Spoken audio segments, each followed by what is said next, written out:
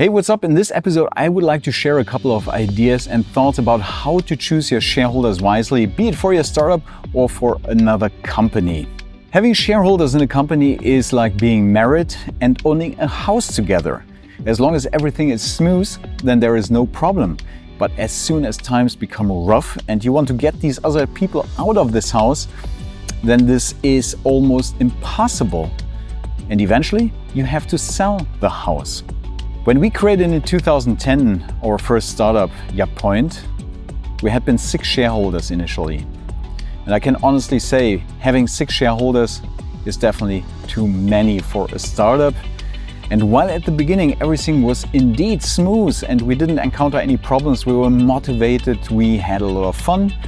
When times became a little bit rough and we had divergent ideas about the strategy of the company and we saw that the initial ideas didn't work out so well, then the problems started. And eventually, after some time, when we said, okay, we have to simply shut down the project, some shareholders were absolutely understanding and they said, okay, it was an interesting experience, we're going to call it a day, while other ones were a little bit more tough cookies and they just wanted to see money and we had to put this money on the table to get them out of the company.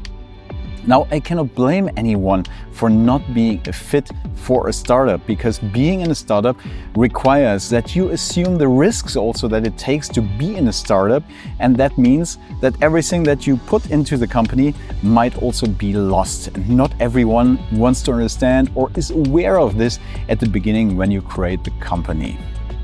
On the other hand, having the right shareholder and co-founder can be an absolute blessing.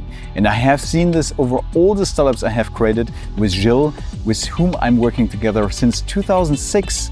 And he was always a great co-founder and shareholder because we were absolutely complementary. We went through good times and bad times. We had our arguments and our fights, but we always found a way to take the company and the projects to the next level in the best interest also of the company.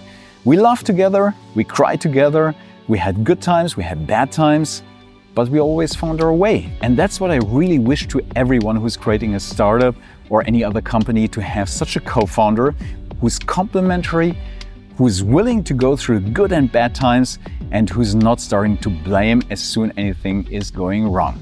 That's how it should be.